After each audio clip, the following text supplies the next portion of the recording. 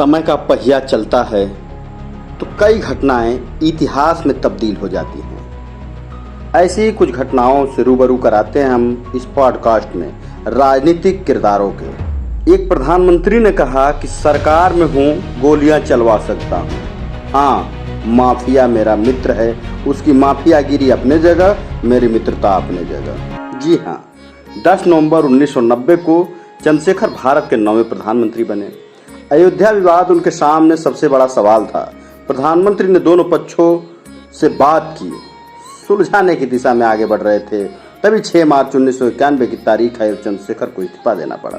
चंद्रशेखर कहते थे कि 2 महीने का और वक्त मिल गया होता तो मैं अयोध्या मामले का हल निकाल लेता। अयोध्या में 30 नवंबर 1990 को कार सेवा के लिए बड़ी संख्या में लोग इकट्ठा हुए। वह बाबरी मस्जिद ढांचे की तरफ बढ़ रहे थे। उस वक्त यूपी के सीएम रहे मुलायम सिंह यादव ने गोली चलाने का आदेश दे दिया। 5 लोग मारे गए। इससे बीजेपी नेताओं में गुस्सा भर गया।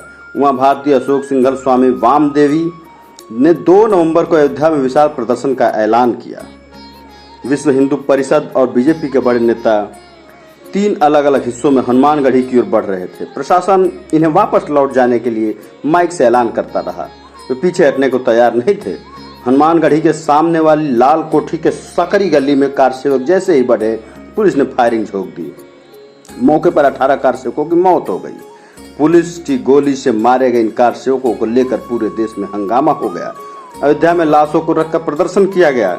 4 नवंबर को अंतिम संस्कार हो सका। इसके बाद उनकी राख पूरे देश में घुमाई गई। इस घटना से पूरे देश में तनाव था। जनता दल की सरकार 15 दिन पहले ही गिर चुकी थी। नई सरकार चंद्रशेखर की बनी तो उनके ऊपर इसे संभालने की जिम्मेदारी थी।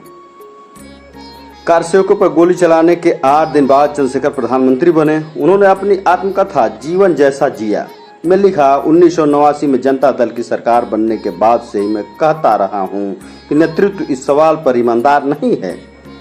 समस्या के मूल में जाने की कोशिश नहीं की गई। मेरा यह मानना है कि भारत की जनता पढ़े लिखे लोगों की कसौटी पर अनपढ़ भले ही मानी जाए, लेकिन उससे अगर खुलकर बात की जाए तो हमेशा सहयोग करती है। कार सेवकों पर गोली चलाने की घटना के बाद विश्व हिंदू परिषद बड़ा आंदोलन करने की तैयारी में था। चंद्रशेखर ने उनकी एक मीटिंग में जाने का फैसला किया। सुरक्षा अधिकारियों ने सुरक्षा के लिहाज से आपत्ति जताई। चंद्रशेखर ने कहा था, सब परिचित हैं, मेरे मित्र हैं, मेरे प्रति हिंसा की बात तो छोड़ दीजिए, कोई कठोर बात भी नहीं करेंगे। चंद्रशेखर वहां पहुंचे तो विहिप के नेताओं ने उग्र होकर बात की। प्रधानमंत्री ने कहा, अगर आपने आंदोलन का रुख अपनाया तो मेरे लिए कोई विकल्प नहीं बचेगा सिवाय कठोर कदम उठाने के। यह सरकार का कर्तव्य हो जाएगा। मस्जिद बचाने के लिए अगर गोली चलानी पड़े तो मुझे कोई हिचक नहीं होगी। आप लोग बातचीत का रास्ता अपनाएं। चंद्रशेखर ने इन जवाबों से विहिप का रुख नर्म हो गया। उन्होंने कहा, हम तो बातचीत के लिए तैयार हैं, लेकिन दूसरा पक्ष इसके लिए राजी नहीं है। चंद्रशेखर ने कहा, आप यह बात मुझ पर छोड़िए। चंद्रशेखर ने विहिप के बाद बाबरी मस्जिद एक्शन कमेटी के नेताओं से बात की। प्रधानमंत्री ने कहा, देश के 7.5 लाख गांव में हिंदू मुस्लिम साथ रहते हैं। सरकार हर गांव में सुरक्षा के लिहाज से फौज नहीं लगा सकती। जो लोग सांप्रदायिकता को बढ़ाएंगे वह गांव-गांव दंगे करवाएंगे, वही बेगुनाहों की मौत के जिम्मेदार होंगे। तय आपको करना है कि हजारों लोगों की जान जाए या फिर बातचीत का रास्ता निकाला जाए। मस्जिद एक्शन कमेटी ने भी कहा, विहिप बातचीत के लिए तैयार नहीं होगी। चंद्रशेखर ने कहा, यह बात हम पर छोड़िए, आप चिंता न करें, हम प्रबंध करते हैं। चंद्रशेखर ने शरद पवार और भैरव सिंह शेखावत से कहा, आप लोग यूपी के सीएम मुलायम सिंह यादव से सलाह लीजिए और दोनों पक्षों की बैठक करवाइए। चंद्रशेखर बताते हैं कि एक ऐसी स्थिति आ गई कि दोनों पक्ष सहमत हो गए। समाधान सामने था। हाई कोर्ट के निर्णय को मानने के लिए दोनों पक्ष लोग तैयार थे। बाबरी मस्जिद से जुड़े लोगों ने कहा, अगर यह साबित हो जाता है कि यहाँ कोई मंदिर रहा है तो मस्जिद बनाए रखने का आग्रह छोड़ देंगे। चंद्रशेखर आत्मकथा में लिखते हैं, मैंने उस वक्त सोचा क्यों न पुरातत्व विभाग से कह के खुदाई कराकर इसका पता लगाएं। विहिप और बाबरी मस्जिद के लोग खुद कुछ कहना नहीं चाहते थे, लेकिन इतना तय था कि सुप्रीम कोर्ट जो भी फैसला देगा वह मान लेंगे। चंद्रशेखर लिखते हैं, सुप्रीम कोर्ट सलाह देने के लिए नहीं, मान्य निर्णय देने के लिए तैयार था। संविधान की धारा 138B के तहत ऐसे मामलों पर सुप्रीम कोर्ट की सलाह की व्यवस्था है जो हर पक्ष पर लागू होती है। सुप्रीम कोर्ट 3 महीने में फैसला देने के लिए तैयार था। दोनों धर्म के नेताओं का सहयोग निश्चित था।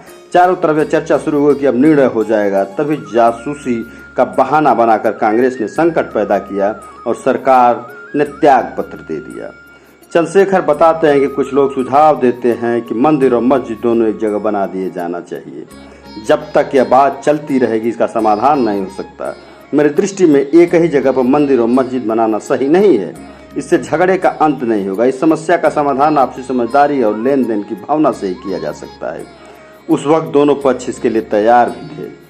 ये थी चंद्रशेखर जी की बात और उन्होंने वो बात सुलझाई। धन्यवाद। फिर मिलेंगे किसी नए किस्से के साथ पॉडकास्ट के अगले एपिसोड में। सियासत कहाँ नहीं है, चौखट से पनघट तक, चाय की अड़ी से बाजार की बैठक तक, अकेली जिंदगी से भीड़ की जमघट तक, हर जगह सियासत और हर किरदार सियासी है। सड़क से संसद तक चहकती सियासत तो कहीं उदासी है। यह सियासत किसी पर हुकूमत चलाती तो किसी के चरणों की दासी है। हम आजाद लोकतंत्र की इस श्रृंखला सियासत की बदकही में सुनेंगे सियासत के सतरंगी किरदारों के अतरंगी किस्से।